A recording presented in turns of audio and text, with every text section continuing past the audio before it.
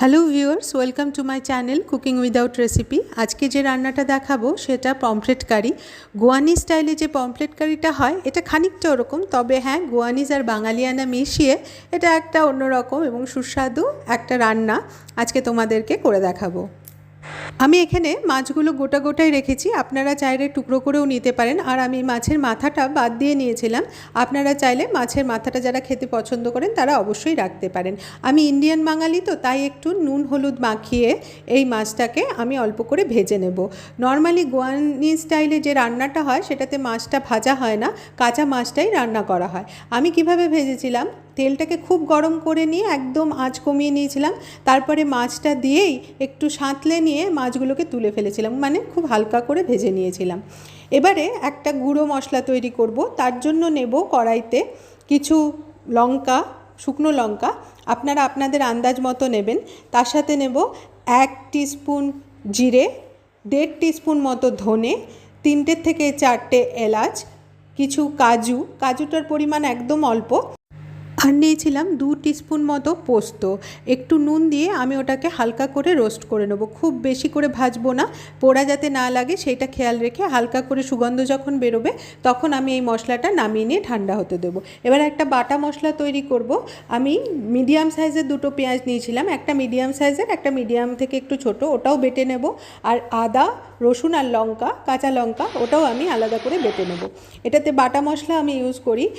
এটাতে যদি পেঁয়াজ কুচি দেন তাহলে মুখে লাগবে, মোলায়েম ব্যাপারটা আসবে না। তো এইভাবে বাটা মশলা প্রথমে পেঁয়াজটা তেলের মধ্যে দিয়ে খুব ভালো করে কষিয়ে নিতে হবে। পেঁয়াজটা খুব ভালো করে নাড়তে নাড়তে কষাতে হবে, নাহলে পেঁয়াজ বাটাটা অনেক সময় কড়াইয়ের মধ্যে লেগে যায়। এইভাবে যখন পেঁয়াজটা একদম কমে যাবে, তেল ছাড়া হয়ে যাবে, তখন আদা রসুনের পেস্টটা দিয়ে আবার ভালো করে কষিয়ে নেব। এই সময় দরকার পড়লে 1 ফোঁটা জলও আপনারা দিতে পারেন আদা রসুনের পেস্টটা ভালো করে কষানোর জন্য। নারকোলের যে ডাবের মধ্যে যে কচি শাঁসটা হয় ওইটা আমি বার করে রেখেছিলাম, আর জলটা একটা বাটিতে আলাদা করে রেখেছিলাম। এই নারকোলের শাঁসটাকে আমি টুকরো টুকরো করে কেটে ওই যে গোটা মশলাগুলোকে আমি রোস্ট করে রেখেছি ওই মশলাটার সাথে একসাথে ডাবের জল দিয়ে বেটে নেব। মাথায় রাখবেন, ডাবের জলটা কিন্তু সংরক্ষিত করবেন। কিছুটা জল দিয়ে এই মশলাটাকে বাটবো আর কিছুটা জল গ্রেভির মধ্যে দেবো। আদা রসুনের মশলাটা যখন কষে আসবে তখন ওটার মধ্যে অল্প হলুদ, একটা গোটা মিডিয়াম সাইজের টমেটো বেটে দিয়েছিলাম, তার সাথে স্বাদমতো নুন, আর দিয়েছিলাম একটু কাশ্মীরি লঙ্কা গুঁড়ো রঙের জন্য।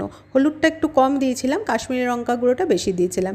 তারপর ওই বাটা মশলাটা পুরোটা দিয়ে খুব ভালো করে কষিয়ে নেব। মশলাটা ভালো করে কষিয়ে নেব।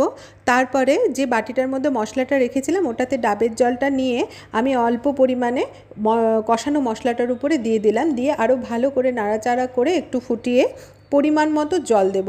আমি কতটা গ্রেভি রাখবেন সেটা আপনার উপরে ডিপেন্ড করবে।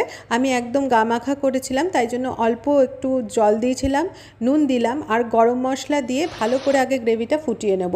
কেন মাছটা দিয়ে খুব ভালো করে ফোটানো যাবে না, তার কারণ হলো মাছটা অলরেডি ভাজতে গিয়ে নরম হয়ে গেছে।